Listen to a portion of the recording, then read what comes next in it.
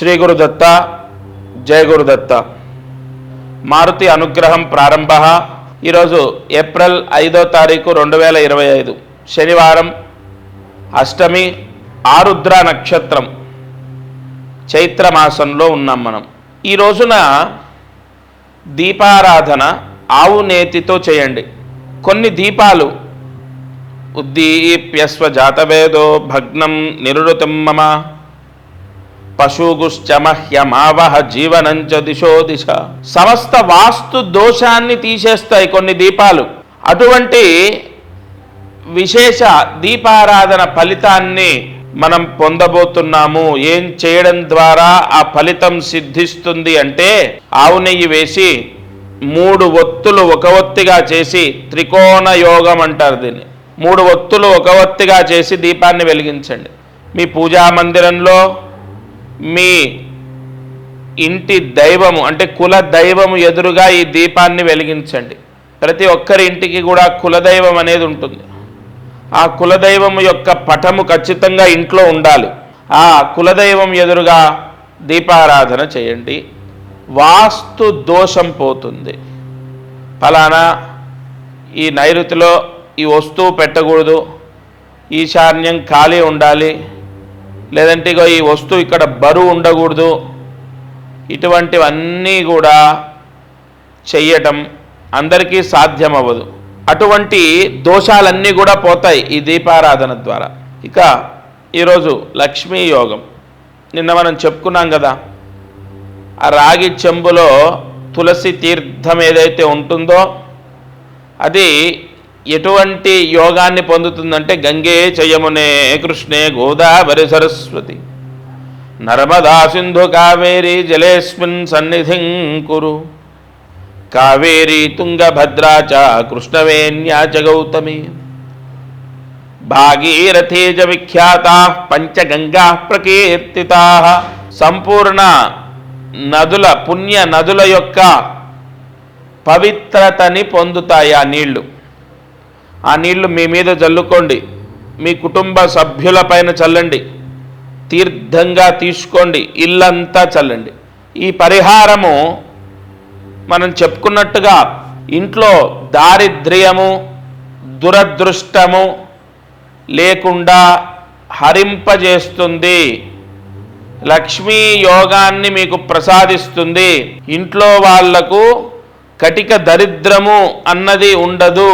అంత భగవత్ అనుగ్రహం ద్వారా మంచి జరగబోతుంది. కొన్ని పరిహారాలు కొన్ని ముహూర్తాల్లో సంపూర్ణ ఫలితాన్ని ప్రసాదిస్తాయి.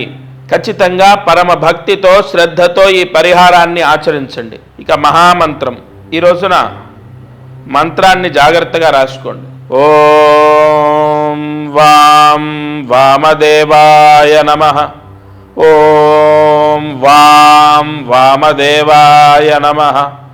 ఓం వాం వామదేవాయ నమః. ఈ మంత్రాన్ని 8 సార్లు రాసి 108 మార్లు జపించాలి. అలాగే మనం నవగ్రహ మంత్రాలు చెప్పుకుంటున్నాం. ఆ నవగ్రహ మంత్రాలు కూడా నేను పూర్తి చేస్తాను, మధ్యలో ఏం ఆపను. ఆపను అంటే అదేం మర్చిపోలేదు. ఖచ్చితంగా ముహూర్తాన్ని బట్టి మళ్ళీ ఏ గ్రహము యొక్క మంత్రం ఎప్పుడు చదవాలన్నది చెప్తాను. ప్రస్తుతం ఈ మంత్రం ఈరోజు 8 సార్లు రాసి 108 మార్లు జపించండి. ఎవరి జాతకంలోనైతే కాల సర్ప దోషము, అర్ధకాల సర్ప దోషం, ఆశ్లేష నక్షత్ర దోషం ఉంటుందో వాళ్లకు ఆ దోషము హరింపజేస్తుంది ఈ మంత్రశక్తి. వారికి ఉన్న దోషాన్ని తీసేస్తుంది. ఆ దోషం పోయినట్లయితే మీరు ఏ మనసులో ఏ కోరిక కోరుకుంటే అది నెరవేరుతుంది. అంత విశేష మహామంత్రం ఇది. తప్పకుండా ఈరోజు జపించండి. ఇది ఇవాల్టి మారుతి అనుగ్రహం కార్యక్రమం. ప్రతిరోజు ఈ ఛానల్లో మీకు మీరుగా చేసుకునే ఎన్నో అద్భుతమైన పరిహారాలు అందిస్తున్నాను.